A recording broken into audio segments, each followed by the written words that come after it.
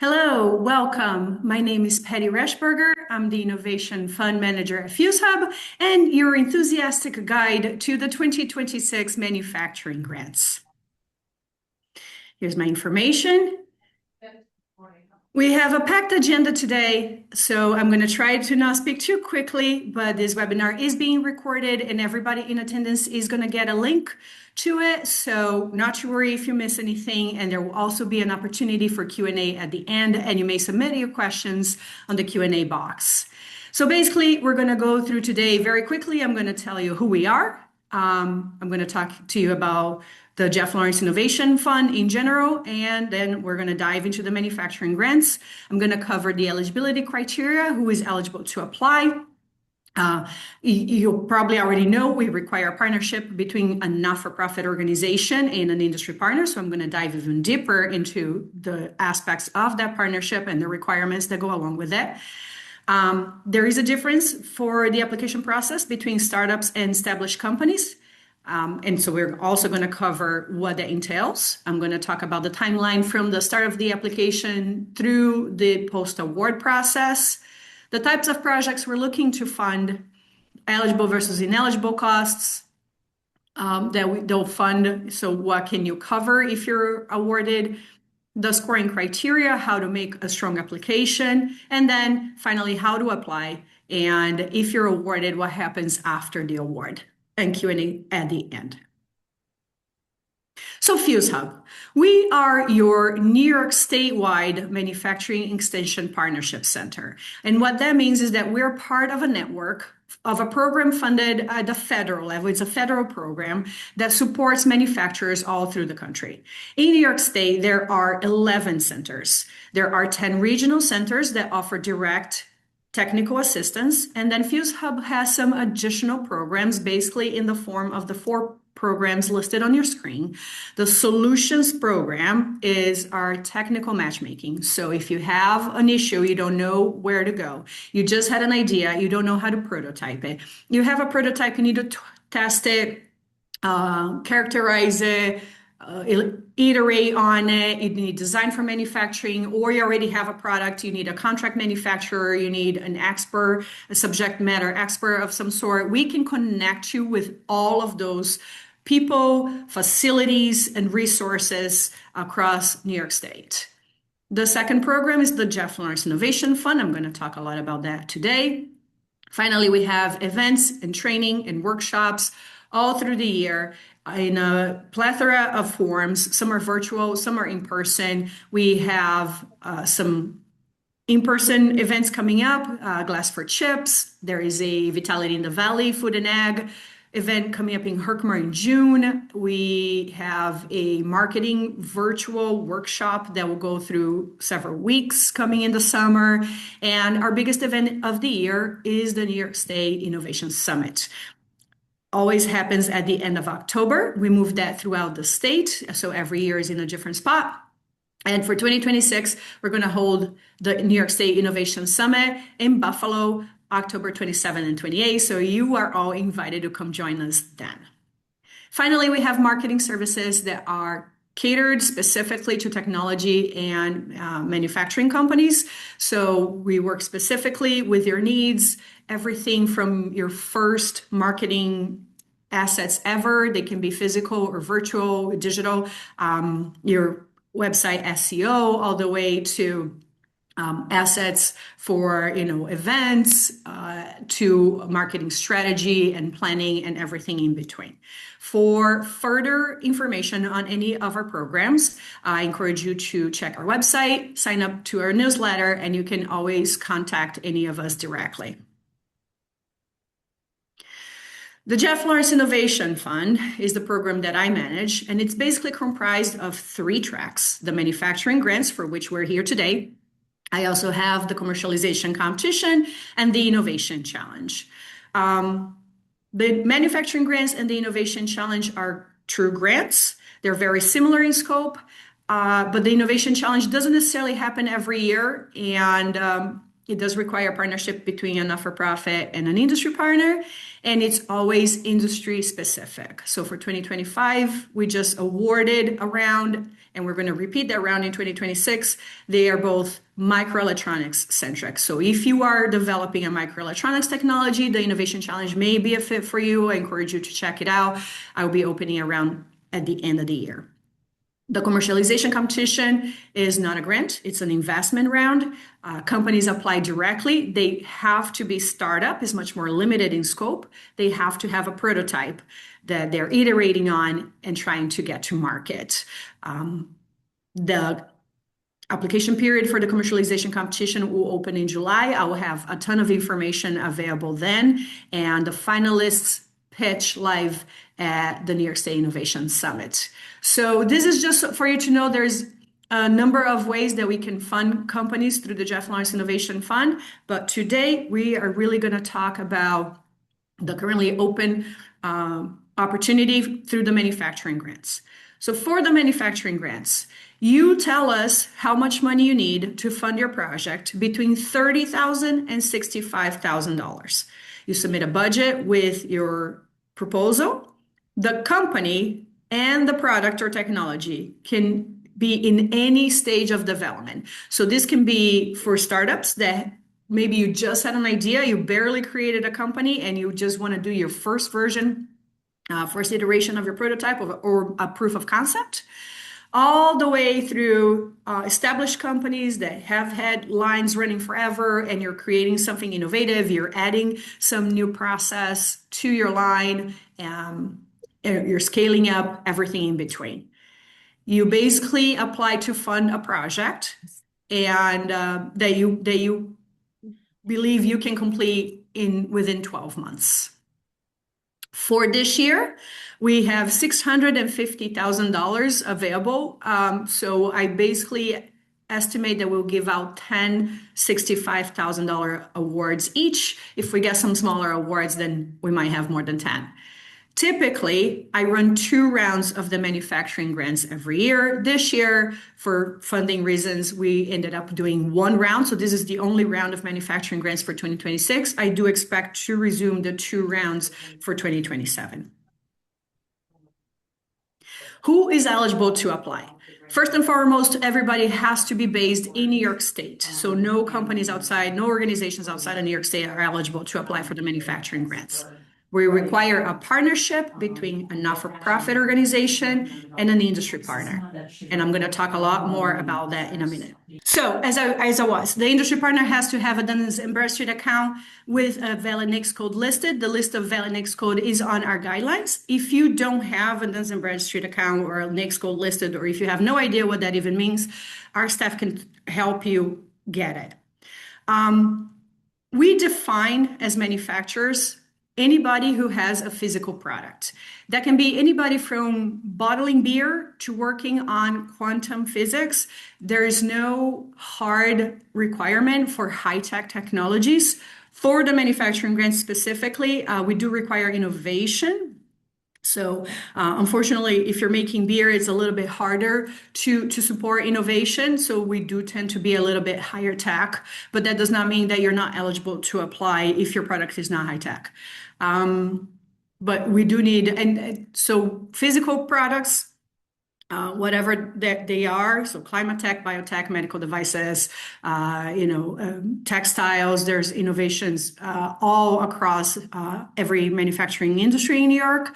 There are some software allowed, but it's very specific, it's very limited. So if your product is a software, we can certainly chat, or if we can chat through the Q&A or on the side, but they have to support manufacturers and technology. They have to preferably be required or an improvement or part of a hardware product. So if your product is an app on the phone, that's not a fit. Each organization can only be part of one application. So industry partners can only be industry partners in one application, and the not-for-profit can only submit one application for this round, except for universities can submit up to 3 applications, but they have to come from 3 unique departments. So pick your best projects. I am getting a lot of questions about the not-for-profit and the role of the not-for-profit and who is eligible and what's their fiduciary. So the not-for-profit is the lead applicant. The not-for-profit creates the account in the application platform. If they're awarded, they are the signatory in the contract.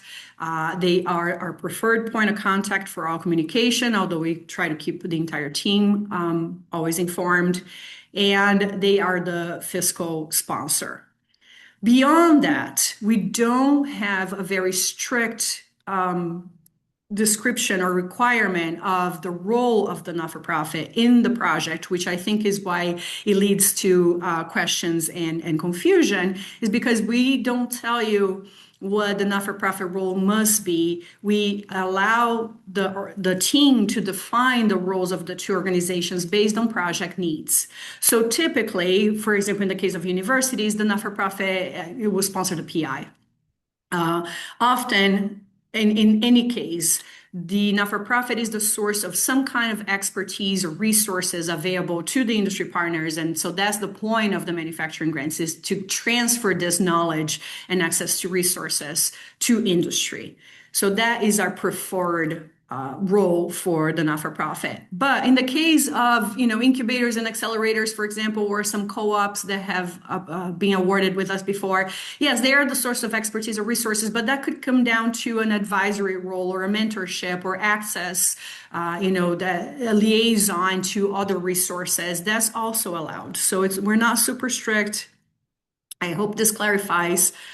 Typically, the not-for-profits are, I have an example here. They are largely universities. So 50% of our not-for-profits are university-based. 25% are the centers for advanced technology and the centers of excellence that are NYS funded assets, typically housed at universities as well. About 10% of our not-for-profit awardees are the 10 regional MEP centers. They tend to do well, and I encourage all of our sister MEP centers to apply for this opportunity. And then the remainder are other types of organizations, for example, the ARCs. If you're familiar with the ARC program, they've been awarded with us before. They make a fantastic fit for the program. I mentioned some co-ops, some other standalone research groups, but anybody who's a bona fide not-for-profit organization, any 501c is typically eligible to apply. We do check the IRS database, so that's how we confirm your bona fide not-for-profit status. And the only caveat is that government agencies, although not profit-seeking, are not eligible to apply. The other coin of that formula is the industry partner. So the industry partner is any New York State-based organization, from a startup to established company, that is working on a physical product or a software product that is directly related to hardware. You must have at least one industry partner per application, but you can have up to 5 as long as it's a single project. So everybody has to work together in the same project.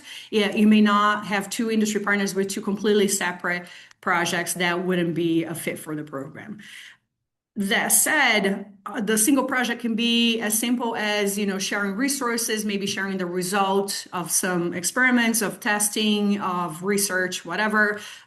So it doesn't have to be equitably divided between the partners. In the case of ARC, for example, the ARC will have a contract manufacturing arm, so that counts as one industry partner, and then you can have a plethora of other industry partners that come in and use the contract manufacturing services, and that can all be a single project. So that's a easy example to have more than one industry partner in a single application. If you have organizations that don't fit into our description of the not-for-profit and the industry partner, they can still be part of your team. So somebody asked me, can I have 2 not-for-profits? Yes, you may have 2 not-for-profits working in the project, but one of them will be the lead applicant. The other one is not necessarily going to be listed as one of the teams, because you cannot have a second not-for-profit and The industry partner needs to be a manufacturing company or a technology company, but you can be listed in the team as part of the project. You can certainly have costs reimbursed through the program, and you just so you're part of the project, but not necessarily listed as the applicant team. Back to the industry partner. So these companies can be in any stage of revenue or development, but we do split you between startups and established companies. So established companies, just pick established company on stage 1, and I'm going to cover the stages of the application in a moment. And then you move on, and then you get access to stage 2, and which will be the established company stage 2. If you have a startup on the team, if the startup is the only industry partner, you only have one industry partner and it's a startup company, this is the requirement. This is how we define startup companies. So no more than $100,000 in annual revenue, no more than $500,000 annual total revenue to date across all activities. So if you're an existing company and you're launching a new product, but you already had more than $500,000 in revenue to date, you are not a startup, even if you're doing like startup-like activities, right? And if you've received investments from accredited investors in the past, no more than $2 million in investments to date. If you're a subsidiary, as a startup, the parent company must also fulfill all those requirements. So basically, a startup is only as a subsidiary is only a startup if the parent company is also a startup. Otherwise, you get sent to the established companies track. So you're still eligible to apply no matter what, but we will divide you. There's slightly different questions, slightly different angles during the application, depending on whether you're a startup or established company. If you have multiple industry partners, and you have at least one startup, you can decide whether you want to go startup or established companies. And I would encourage you to make the decision based on the nature of the project. If your project is startup centric, new product centric, right? If the startup is the golden company within the industry partners, then go startup. Otherwise, just go established companies. If the startup is going along with something, maybe they're benefiting from processes that the established company is working on, then go that route. Or maybe look at the scoring criteria and decide where you'll score better. But you have to support that you're a startup with complete profit and loss reports for the life of the company. So we'll review those profit and loss reports as part of stage 1. And then once we accept your claim for startup, then you get access to stage 2 as a startup. Typically for the established companies, if you have 50 employees or more, there is a match required of the industry partner. Actually, the match is required of the project as a whole, so it can come from any part of the applicant team. But the match is based on company size. 50 to 99 employees, we require a 25% match. 100 to 249 is a 50% match, and over 250 employees is a 1-to-1 match. So again, companies, large companies and well-established companies are eligible to apply. There's just a little bit different requirements. This is the timeline for applications. So applications were open April 8. We already started to receive submissions. They close May 7 at 11:59 p.m. That is for both stages 1 and stage 2. So pay attention. If you submit stage 1, then does not mean you're done. Come May 7 at midnight, you're not done unless you also submitted stage 2. Your application will say it's due on May 8 at 12 a.m. I changed the language on all of our customer-facing documentation to May 7 at 11:59, so there's no confusion. You have to the end of the day on May 7. So when you see May 8, when you get stage 2, you'll say May 8, 12 a.m. Don't think you have May 8 to complete it. It's due May 7. Then it goes through, all the applications go through internal processes of review, scoring, deliberation, all that good stuff. And we anticipate announcing the awards in mid to late July. Everybody gets a notification. So then you find out if you're awarded or not. And the teams who are awarded, if they're ready to start, we will obviously, when we notify you, let us know I'm ready to start right now. And we can expedite the documentation, which I'll cover in a moment. So you can start on the day that you're notified of your status. But you have up to 120 days to start the project. So, typically teams will need a little bit of time to reconvene, get everything ready because the clock starts the day you start the project. So we'd give you a little bit of leeway on when to start. These are the types of projects we're looking to fund, right? So when you think, okay, I'm eligible, I have a team, I have the other side of the coin, what can I apply for? So any adoption of new technology, we're looking for innovation. So new technology, you're enhancing a process or a product. So maybe the product isn't new, but the process you're using to create the product is new. We recently awarded a project adding AI capabilities as quality control on the line. That's a great project. Any stage of prototype development. So you're working on an innovative product and you're testing proof of concept, iterating, design for manufacturing. So any part of that those are great projects for this program. If you're scaling up, if you're later on in the process, that's good too. Any kind of equipment purchase or access costs related to accessing equipment or facilities to further your innovative product are also eligible projects. Supply chain development and strengthening, as long as you're adding an innovative way to strengthen the supply chain, right? So this is the Jeff Lawrence Innovation Fund. I keep being reminded of that that's the center of this project in order to be competitive. And if there's something that wasn't covered here, but we can certainly talk about other types of projects as long as you're increasing some innovation, bringing new products to the market. Workforce development is something that I'll get, once around, somebody will reach out with a project that is workforce development centric. Those aren't necessarily a great fit. They don't tend to score well.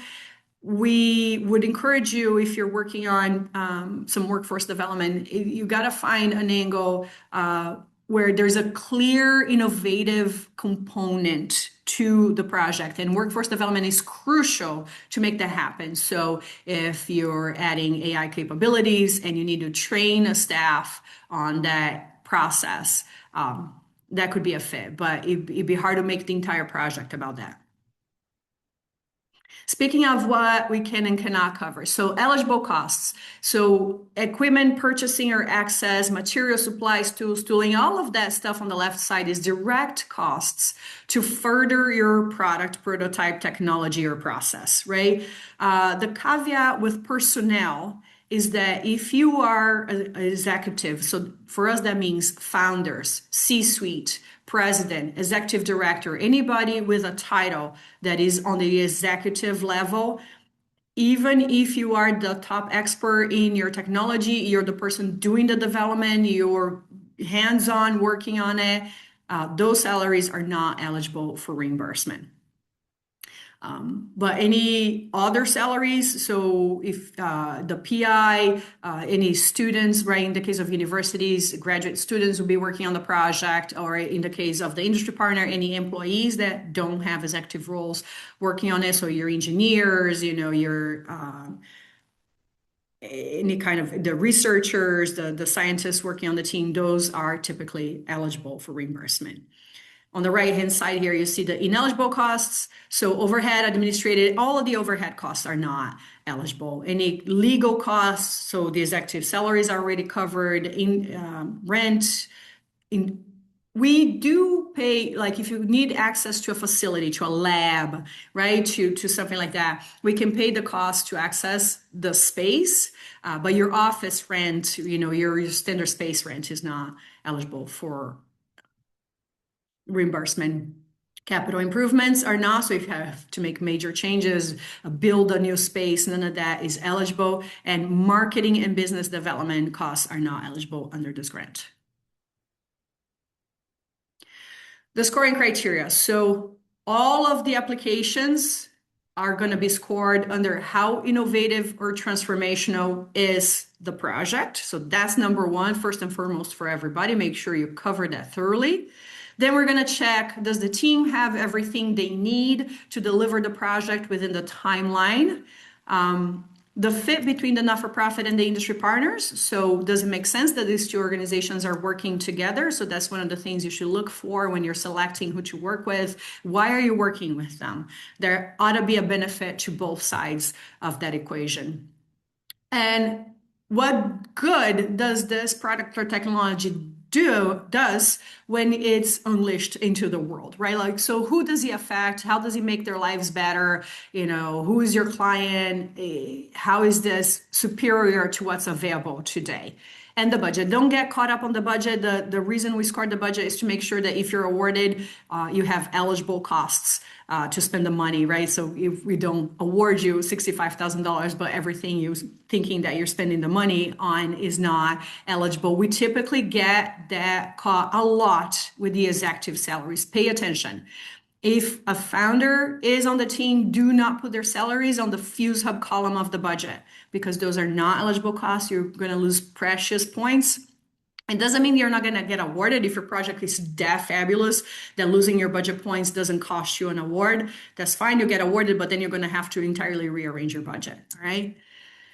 And then there's differences between the scoring criteria for established companies and startups. So for established companies, we want to know what are the economic impacts of the project. So once the project is completed, are you going to hire new people? Does it help you retain your employees? Does it add sales?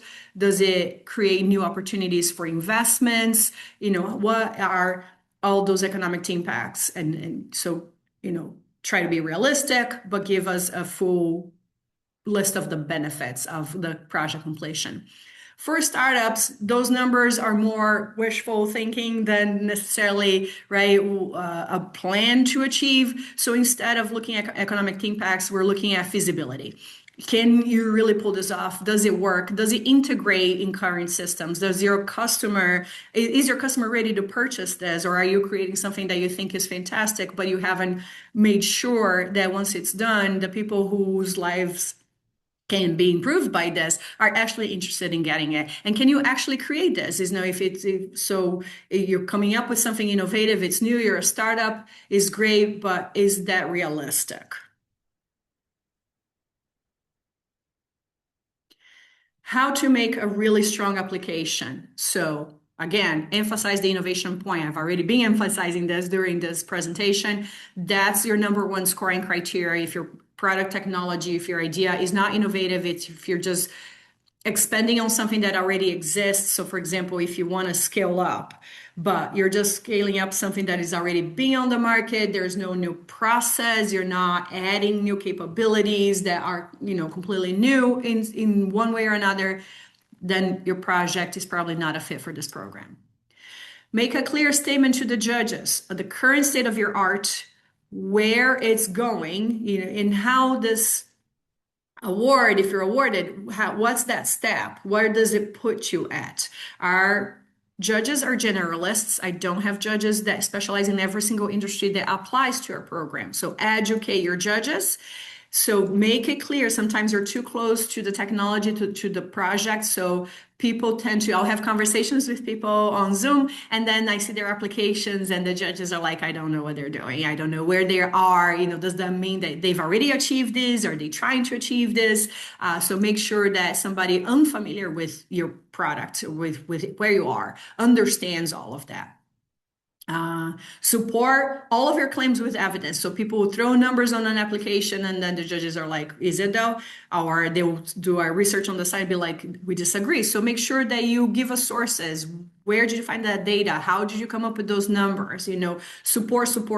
The more supported with evidence your claims are, the better you score. And then give realistic assessments for every part of it. So your economic impacts, how quickly you can achieve your milestones, all of those parts in the application. Be realistic about it. I often read from the judges' feedback that teams are overambitious. They might, think they're going to achieve a ton of stuff in a small amount of time. And maybe you can, but then again, back to the back one and support it. Let us know why you're going to be able to achieve all this stuff so quickly. Also, the video is an application. I'm sorry, the application is a video. I'm going to get to that on the next slide. And so it gives you an opportunity to show your work. So make sure that you show what you're doing, show the stage of technology, anticipate the judges' questions, get ahead of all that, show the team, and you have an opportunity to show them as much as you can. Obviously, keep any proprietary or IP sensitive information out of the application entirely, but show as much as you can. The judges love to see what you're working on. So now that you decided you're eligible to apply, you know what you're trying to seek funding out for, and you know what you can pay for, how do you do it? At the bottom of the screen is the link to our manufacturing grants page. All of the information is available there, including the guidelines and the access to the application portal. We changed for 2026 our application portal to submittable. Those who are reapplicants are familiar with SurveyMonkey Apply. This year we changed to submittable, and here's the link to submittable, which again, that link is available on the manufacturing grants page. I ask you for a little bit of grace. We just made this change. I am learning it with you. If you find anything weird, if anything doesn't work as anticipated, please let us know. I am not as familiar with Submittable as I was with SurveyMonkey. But you can still add collaborators to the application. I'm going to walk you through all the stages of the application. But basically, you start by creating an account in Submittable. You fill out the eligibility form. You submit it for review. Then we will look at all your information, and then we will approve it. We'll send you an email, let you know that stage 2 is available, or if there are any issues, we're going to send you an email, describe the issues, and then whether they can be worked on, or do the issues make you ineligible. So we'll cover all that on email discussions, and then eventually, hopefully, you get to stage 2. So there's questions on stage 2. We'll ask a little bit about the team. We'll ask for your budget. There's a $65 application fee payable by credit card. And we ask you for the press release form, which is basically if you're awarded, that's the information we put out on the press release. That's the only part of your application that is made public. But there's a disclaimer right on the application. You see a clear separation between that and the rest of your application. And there's a lot of detail information on how to write your PR blurb. I ask you, that has to be a standalone. Don't kick back on things that were shared in the application, because the rest of the application is not going to be part of the PR blurb. So make sure that anybody who reads just that blurb understands what you're doing. And there's a lot of specific instructions in the application itself on, some guidance. If you need help, I'm happy to help you with that, because that's what generates media interest on the award. Once you're awarded, the way that we get a lot of media interest in these awards is with good PR blurbs, right? So make the story interesting. Why should the world care about what you're doing? So write a compelling for the regular public story on the PR blurb. The rest of your application can be totally technical, right? That's a different gig. Both stages are due May 7th at 11:59. So make sure you submit stage 2 by then. And once you submit your application, you get a confirmation email that says your application was submitted, and then we'll go through review. So I already kind of covered, this is what the submittable landing page looks like. So when you go in, click on that submit button, that will get you to the form where you start by filling out your address. That's how submittable does it. So it's a little different. And then you get access to the stage 1. On stage 1, you're going to name your application, and I ask you to do a unique name. What we want there is not the Research Foundation at State University of New York, because that's not going to be unique to a lot of the applications, right? We want the quick UAlbany / ABC company, right? So it's just a identifier. Then the very next question is the formal name of the not-for-profit, and then all the not-for-profit information and the formal name of the industry partner. So that's where you give us the full name, but name your application something quickly identifiable. Please, that's super helpful to us during the review. If you don't have a submittable account, at some point after you click that submit button, submittable will ask you to create an account, so you create your own login. When you go back, so after you receive the email saying, yes, you have access to stage 2, it gets a little, I thought it wasn't super clear on submittable because you go back to the same landing page and the big button there says submit. But if you click that again, you actually start a second application. So don't do that on stage 2. There's this tiny menu that is almost like passable on the top right-hand corner that says view your submissions. That's where you go to get access to stage 2. It'll ask you to log into the platform, and then this is your landing page, right, with your submissions listed. So where mine says 0003, yours will have the not-for-profit / company name, so your quickly identifiable application name right there. When you click on that, you're going to come to this page, which again is not super self-evident. In order to get access to the stage 2 form, remember it's a form, so go to forms. And once you click on forms, you see your first eligibility form on top, and then stage 2 on the bottom with the bottom that says the button that says complete. So you click on that, that's when you gain access to the form. So the entire form is just one page, and then you hit at the bottom is the payment, is the last thing you do, and then you click to pay. It sends you to the page where you enter your credit card information, and once you push that through, your application is submitted, and that's when you get your email confirmation. Make sure you get the email confirmation before midnight on May 7th. All right. If you have any trouble with any of this at any point, we are available to help you, except for May 7th after 5 p.m. We always get teams that work on everything offline and then only go to submittable at the last minute just to upload everything. That's fine. That's a valid strategy, but there will not be any staff available at that point. So if you run into trouble, you're on your own. All right. So keep that in mind. So we encourage you to submit your applications on May 7th during business hours. We understand that might not be feasible to everybody, and that's why we make the application deadline at 11:59. But keep in mind, technical issues happen. So you submitted your application. We reviewed it. We loved it. Everybody gets an email notification, whether you're awarded or not. So the main contact in the not-for-profit that you tell us who that is, and the main contacts in the industry partners all get a copy of the email, says whether you're awarded or not. The hopefully 10 projects awarded then get scheduled a kickoff call. That's at that point when you get that first email. If you're in a rush to start the project, you let us know right away when you answer that email. Hey, I'm ready to start, and we'll prioritize you. Otherwise, we'll get through everybody within a couple weeks. So we do the kickoff call, and then so we sit with you, go through everything that is required. So there's some documentation. There is the grant agreement. We have an opportunity to review your scope of work, and that's part of your application. So the scope of work the milestones that you submit with your application are going to become your formal scope of work. There's a chance to tweak it a little bit, not make major changes, but if you submitted your application but you continue to work on that, maybe you need to update your scope of work. That's totally allowable. The same is true for the budget, right? So you have a chance to just make sure everything still jives. If there's been any changes, maybe there's a change in personnel, you can make those minor changes here. And then we execute the contract. All the documentation is done. You start working on the project.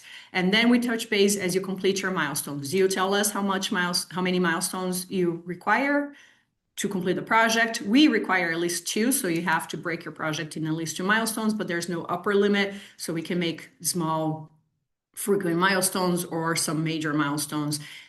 Every time you complete a milestone, you submit a report, you submit all the financial documentation. This is a reimbursement program, so we approve the costs that go along with each milestone and then send the not-for-profit a payment.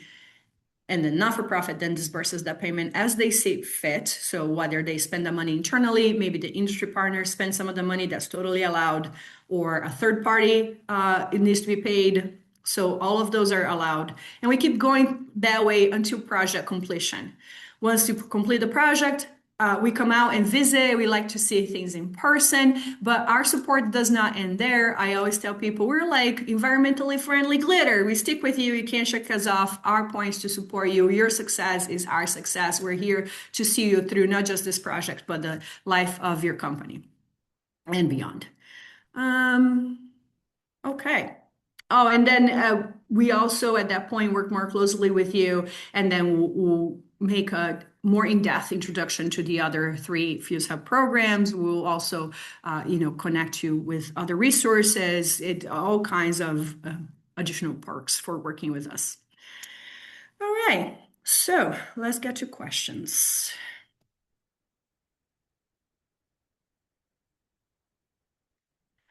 Um,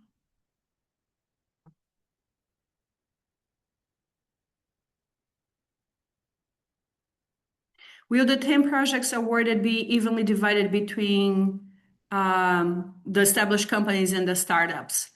I am aiming for an equitable split, but we have not, it's not a hard requirement. So it will depend a little bit on the quality of the project submissions, right?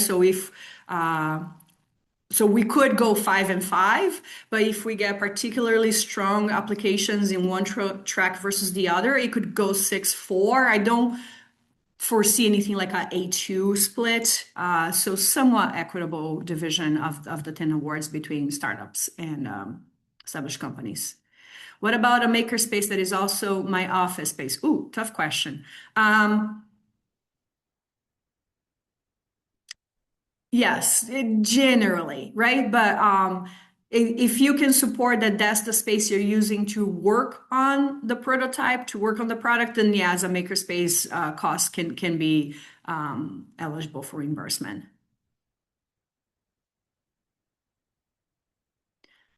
Startup is New York City based, but do the not-for-profit and industry partners also have to be based in the state of New York? So as long as you're located anywhere in the state of New York, you should be eligible for as far as the New York State eligibility requirement goes.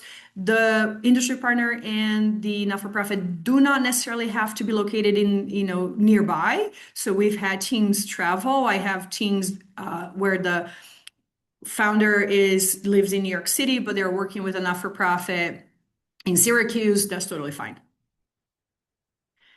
Is this only for not-for-profits? Well, the not-for-profit is the lead applicant and they need to partner with an industry partner. So no, it's not for not-for-profits only because we do need the industry partner, right? But the industry partner cannot apply directly. They have to be working with a not-for-profit. I hope that answers the question. Let me see whose question was that.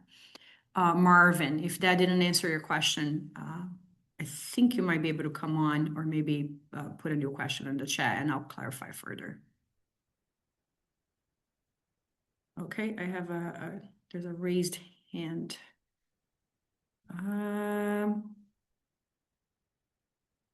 Rick, help me out. How do people come in? Can they ask a question live? Audibly or just in the Q&A part? Okay. All We right. we don't support Audible, so they have to type the Okay. question. All right. Thank you. So I missed the name of the person who raised your hand, but please put a question in the Q&A. I'm going to try to go through all of the questions, even if we go beyond time. You're going to get a recording of this, so if you have to leave at 11, hopefully you still get the answer to your question on the recording, all right? Next question. I don't have a Duns & Brad currently, but would it be too late to get one in time for this grant requirement? No. As long as you have the Dun & Bradstreet process started. And again, if you don't know how to do it, we can help you with it, or you can just tell us it's in progress. Maybe send us a copy of whatever.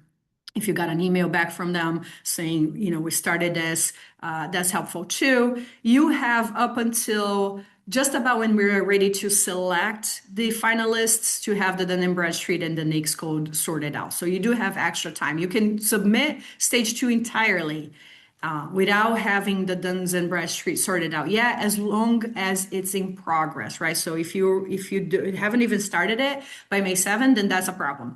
But if you started it, typically the process doesn't last more than like a couple weeks tops, sometimes less. Sometimes they get caught on different things, so occasionally it might take longer, but no, at this point, you should have plenty of time to get this done. Is there a way to look up by NAICS? I already have a DMB. Yes, there is. I have information on that on our FAQ page of the manufacturing grants page. If that doesn't help, please send me an email and we can help you through it. On top of my head, forgive me, I don't remember. I think there's a link you can go to and put your DUNS number in there, and you'll get your information back. Okay. I have more questions here. Can you speak more on innovation? You mentioned hardware and to support and improve. It's a bit unclear to me what the goal is for a product. All right, so some examples of things we get, we get a lot of, for example, medical devices. So incidentally, the team that is in New York City working with the Central New York Biotech Accelerator are developing a headband for children with autism that uses infrared light to treat their brain. And she has had amazing results, diminishing the autism behaviors that are not ideal, like aggression, lack of communication, things like that. Another one in very similar is also a headband that uses cooling technology. So they developed a way to cool down the headband to decrease migraines from people who suffer from migraines, incredibly painful migraines. Those are very similar. So let me think of something else. We have supported Claw Industries is using recycling glass. So they recycle glass with their proprietary process and use that in place of cement to create concrete. So that's more of a clean tech technology. We funded a project where the founder is using hemp to create particle board, basically. So it's more of a construction kind of project. So they're using hemp instead of wood shavings to create strong boards. Those are some examples. So, it has to be something new. You can be solving a problem in a way that nobody's ever solved before. So those are new products, right? But I gave the example of adding AI for quality control on the line. So that's a new process. So maybe you're adding some robotics to the line in a way that is unique to your industry. Those are, also a good fit. We're developing an innovative medical device. Our grant proposes developing 2 iterations of device prototypes at the startup and testing them in 2 rounds of animal lab at the not-for-profit university hospital by the collaborating doctor. Would this be a good scope of work, or do the judges prefer to see more of manufacturing focus on the proposal? No, this is perfect. We have awarded that very project. So something like this is a great example. So when we say manufacturing, it really just means you have a physical product. It doesn't mean that you're, working on a manufacturing plant. It just means you're developing something that is ultimately a physical product. So we are rich with medical devices because of the history of New York, right? It's a strong industry in New York, and it's a physical product.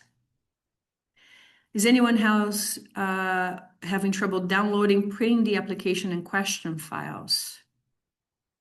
I will work on with the team on that, Jack, and see. I'm not aware of a problem downloading the files, but I'll make sure that we replace the files there if needed with something that is easily downloadable. I know that you can see it on your screen, and maybe, but I'll check. Can innovation be local to the community, as in no one else is offering it? That's interesting. We love to see companies bring, like, onshoring is big, right? So that's a wider community because, right, country-wise. But if something is being done outside of the US and nobody else is doing that in the US, yes, the answer is typically yes, that can be a good fit. The judges tend to like that. If it's hyper-local, it depends. We have done things like we have brought animal fiber processing capabilities to New York, where it was only available in North Carolina. That was an awarded project years ago. So to some extent, yes. I would say at the state level is probably as local as you would stay competitive. Probably hard to make it competitive if it's more local than statewide. But it could be, and we can certainly take this offline if you want to chat more. I have not been able to download or print the application guidelines and application. Oh, I see. So this is a spread out problem that our guidelines and application questions are not downloadable. I will work with our team to fix that after this webinar. Thank you for bringing it to our attention. If you are hoping to link with a university as the not-for-profit, but you are also purchasing services from the university, does this cause conflict? No, it does not cause any conflict. That's totally expected. Sometimes the PI is also the startup founder.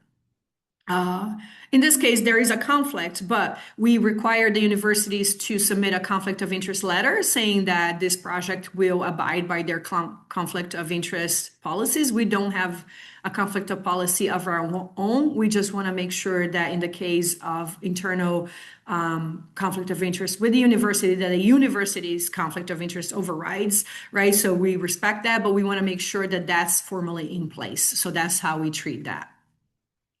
Who submits the application, the not-for-profit or the industry partner? The not-for-profit. They're the lead applicant. They have to be the creator of the account and submittable, so they can bring the rest of the team to the submittable application as collaborators, but we check that the owner of the account in the application portal is a representative of the not-for-profit. They are the only person who has access to that submit button.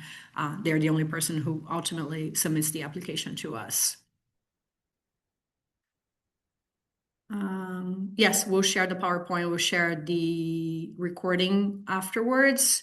One of your slides says application is a 10-minute video. Can you talk more about that? Yes. So instead of having a full written application, if you download the application questions from our website, you see, we ask everybody's contact information. That's super basic. And then we ask some basic questions about the project. Project title. We ask some specific, like we ask you to list all of the team's expertise, experience, availability to this project, what their role in the project will be, because that's a lot to talk about in a video. So we prefer, it's easier to put that in writing, and you got to put in writing a draft of your scope of work, basically, right? Like break the project into milestones, because then if you're awarded, we basically copy and paste that into your scope of work, and then you just elaborate on it a little bit further. So we need that in writing, and your budget obviously is in writing as well. But how innovative it is, what is it that you're working on, who is the team, where are you working, how are you going to address the pain points of your intended stakeholders. Those are all questions that you should answer on the video. So we give you 10 minutes to be on camera. It can be as low key as shoot on your phone and just upload that file. It can be shot in a single shot, which people did. They'll walk through their facility and show things and talk about things and discuss it and then sit at the table and finish the discussion. It can be, if you have somebody on the team that knows how to, you can add graphics or animations, and people get creative, have fun with it. We want to know your personality, right? It's like, but just show us what you're doing. Make sure it doesn't go over 10 minutes. Anything beyond the 10-minute mark does not get scored. People in teams, I always have one team send me a 12-minute video and say important things at the end, and that is not getting scored. So it could cause you the award. So make absolutely certain that you're within the 10-minute mark before you upload it. For established companies, the economic development numbers are a written question as well, because that's too boring to talk about in the video, right? But show us what you're working. That's and we want to see, and you must have the representative from the not-for-profit and the representative from the industry partner on the video. We want to see you, we want to get a sense of the team that way. You can have as many people as you want, but minimally you have to have those two people. But if you apply for a DUNS number, but it takes 40 days for an official letter, that seems extensive. Yes, send us the letter so we'll know that you started it. Yeah, I mean, if you already got that letter, your 40 days are within our timeline, because we don't select the awarded teams until July, so you should be all right.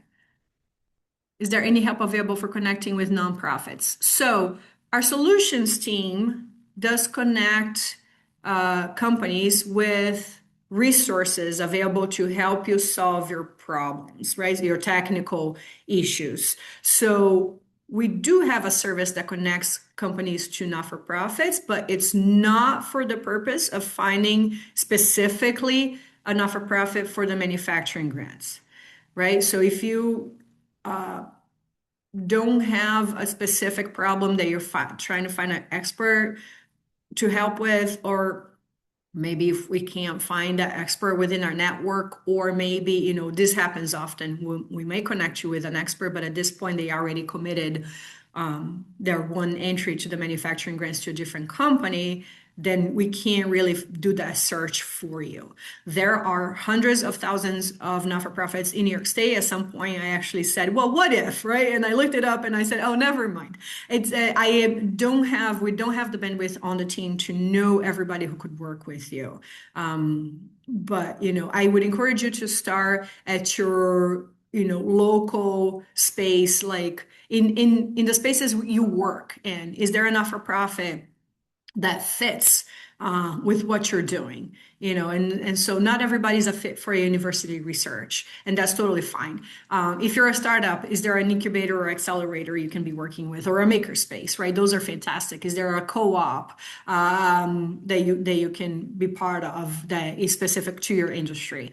The ARCs are good partners. Sometimes there are institutes or organizations that work within your industry, so you're probably better positioned to find them than I would be, and see if one of them would be willing. And if this is probably new for anybody outside of the standard not-for-profits that I've mentioned, I'd be happy to meet with the team on a Zoom call and tell them what this is all about, what we require, because I do get that question a lot. Not-for-profits that are not familiar with our program sometimes get intimidated, right, with what does the work entail. So I'm happy to sit with them on one and walk them through it, so to ease their mind. Does past success in getting this grant affect an industry partner's ability to chances of getting selected again? Well, it can go twofold, right? So there's no limit. I mean, there's a limit on the industry partner. You cannot be awarded more than $250,000 total from all awards in the Jeff Lawrence. There's a handful of companies that are getting close to that limit. So most people are eligible to apply, even if you applied before or were awarded before. The past success would probably support, like, yes, you've been able to deliver on what you promised. Yes, your team does have the capability, and yes, you're making great progress. So we have awarded teams 2-3 times because they were fabulous, right? And they're all on the market now. So that is possible. It's helpful. I don't necessarily use the same judges every time. So if you are a reapplicant, do not assume that the judges are super familiar with your application, with your product or technology. Some of them will be, some of them may not be. But it will probably count for you, I would say. I started stage 1. I am the industry partner. Do I have to have the not-for-profit make a new application? Yes. Actually, there is a way to transfer ownership of the application and submittable. And if you need help with that, I can help. But look at on the menus, there is a transfer ownership. So if you've already filled out the form, and to avoid having to fill out a new form, you can just transfer the ownership, and send me an email if you have trouble with that. I can walk you through 101. And then you send the not-for-profit representative the request to become the owner. They take over the account, and then you become a collaborator, so that there is a process for a smooth transition. I don't have a Duns and Bradstreet currently, but would it be too late to get one in time to apply for the grant? No, you can apply now, and you should have plenty of time to do it. Is regulatory strategy consulting an eligible cost? Ooh, tough question, Jason. Regulatory strategy consulting. If you're talking about FDA, there's a limited amount of the grant that can be used towards FDA consulting as part of a larger project. I wouldn't award a project where $65,000 are going to FDA consultants. I, so, any kind of maybe what's the electric one? I'm sorry. The, there's others, CFA. No, I'm forgetting the supplier, but it can be part of the project. I wouldn't put more than maybe 20% of your cost on it. I can get a hard number for you offline. Oh, I deleted a question. What section is the guidelines explain the reimbursement process? It's not. That's a post-award process, so we don't explain it in the guidelines.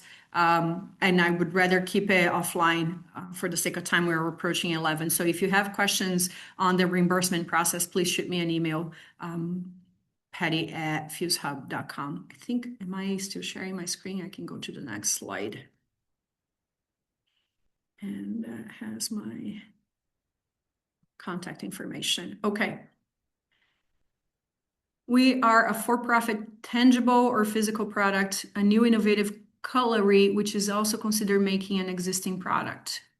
You're a not-for-profit. No, you're a for-profit. So Marvin, you're a for-profit tangible physical product, a new innovative cutlery, which is also considered making an existing product. I don't see a question. Marvin, this is follow-up on a previous question, I think, right? On the innovation. So in this case, so you're working on innovative cutlery and you're trying to figure out, is this a fit as far as the innovation goes? I would say, yes, give it a shot, but it's your job to convince the judges that this is innovative and worth pursuing, that this is unique, that they're not going to go on Amazon and search for it and go, actually, this already exists, because that happens. Make sure that you're searching your own idea online and that you're not finding that it already exists. If something similar exists, but you're convinced that yours is truly unique and completely different, then make sure that your application materials reflect that. Because often what I see in this kind of case is that the judges are like, well, no, I don't see how this is different than what's available. So it's your job to educate the judges, okay? Given the response a bit above, I'm assuming a C corporation is acceptable in addition to an LLC? Yes, they are. How long would the determination response take after the application is submitted? So you submit the application at the end of the day on May 7th. I expect to announce awards in the middle to late July. So a couple months. Is there a best way to find a not-for-profit to build a proof of concept manufacturing prototype? I would say proof of concept falls within, the university resources. So that's where I would start. We can send you a list of people, universities that work in your industry. I would need a little bit more information to help you through it. This also should be taken offline, I think, best. Okay. Can you go over the stage 1 and stage 2 again at the time? An anonymous attendee, please listen to the recording to go to stages 1 and 2 and the time requirements. There's no time requirement for stage 1 and 2. Like, you have to May 7th to send everything. But keep in mind that stage 1 requires review. And we're people reviewing it. All right. So it may take up to 3 days to hear back from us. When it gets to May 7th, you submit stage 1, we will pass you to stage 2 without checking your eligibility, with a big disclaimer that says we have not confirmed that you're eligible. So go ahead and submit your application, but you could be deemed ineligible. So we highly encourage you to submit stage 1 no later than like May 2nd. All right. And that will give you plenty of time to be deemed eligible before you put all the effort into building your application for stage 2. Can you apply to both the CNY Biotech Accelerator MDIC and a FuzeHub Manufacturing Grant? Yes, you can. The video can be based in a presentation? Yes, it can. Make sure you cover all of the scoring criteria. What I often see when people use pre-made materials to submit to our funding opportunities is that they don't address all of the scoring criteria, right? Because your presentation covers what it covers. So make sure that at some point in there, you add what you need to add because if you miss any of our scoring criteria, that will cost you potentially the award. What TRL levels do you request? Do you accept an initial idea project at a very earlier beginning stage? Yes, I do. Any TRL is eligible for this opportunity. Tell us what TRL you are. Tell us where this project will take you. That's brilliant. That works very well. But initial, like TRL 0, you're fine. You can apply.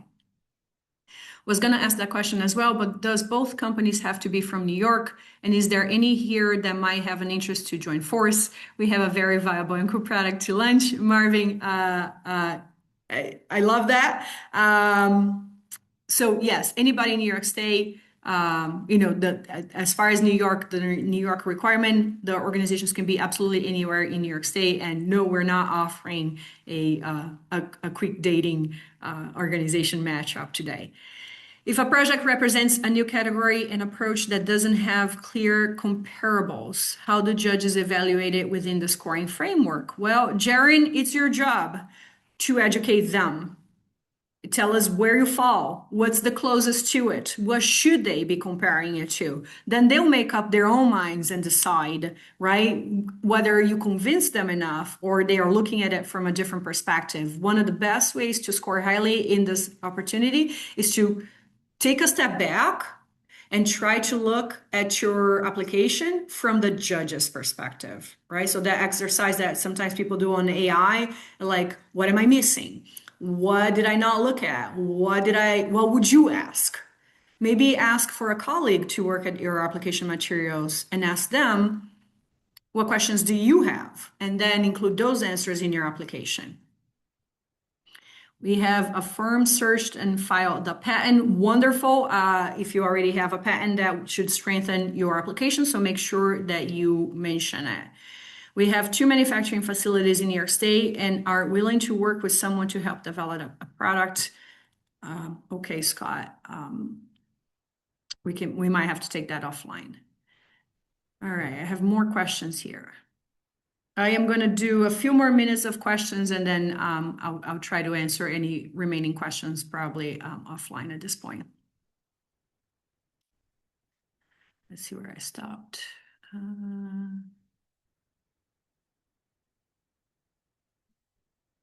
Here.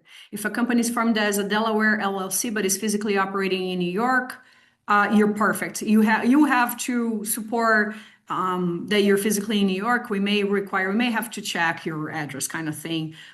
You should be registered with the New York State Department of State as a foreign entity. And if you are registered, that's helpful. We may require a proof of address, like some kind of financial statement, that shows the company name and the New York address, and that should suffice. Yeah, so banking records, lease is perfect. An active lease in New York will do. Do you have example videos that we can watch to help with our videos? So a few years ago, when we first decided that we were switching the applications to a video format, we actually did an exercise where we created a video starring yours truly, and we had a lot of fun with it. Now, the video content is slightly outdated. Some of the questions have changed, the cadence of the video has changed, but there is like a template basically, right? Like a super basic example of what we're looking for. You can use that to start with, but then make sure that you use the current scoring criteria because the 2024, I think, is when we did it. The scoring criteria is slightly different than today's.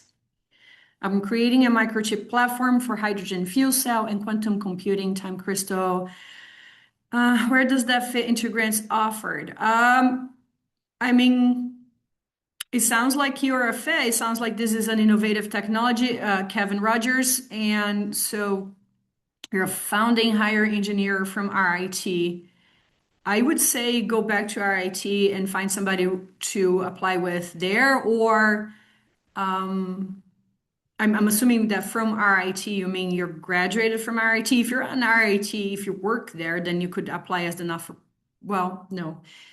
As the founder, you need to be the industry partner. So you need to find somebody at RIT to partner with. That said, and our IT has a 3 application limit, and so you would have to go and through our IT and find out what their internal process to select the 3 applications they submit is. So please don't send, if you're part of a university, please don't send me applications without going through your internal process, because all the universities at this point have a process to select the 3 they can apply with us. All right. But that said, you're not limited to working with RIT only. You can work with any not-for-profit you wish or have access to or makes sense. I'm from an ARC and would be interested in connecting. Yay! All right, we have an ARC in the house. So I don't know how to make the connection, but it- um, and I lost it. Alexandra, please send me an email and give me a sense of what kind of companies you're looking for. Maybe you could potentially be a fit for Marvin with the cutlery. That'd be cool. Hi, folks. Please note the questions are being handled through the Q&A. Oh, okay. Okay. So Kevin, you're not associated with the university. Yeah, that's fine. So then I would say you need to find a not-for-profit to partner with and apply with them. All right, 11:10, so not too bad for time. We're going to end here. Thank you very much for your time. I hope to see your fabulous applications come in. If you have further questions, by all means, send me an email. And I'll try to get to all of them. I do get inundated with emails, particularly when we have an open application period. So if you don't hear back from me within a day or two, do that, bringing this back to the top of your inbox thing. I love that. It's helpful. And once you do that, I make sure to prioritize those because I don't want to leave you waiting too long. All right. So thank you. And I'll see you, hopefully hear from you soon. All right. Bye.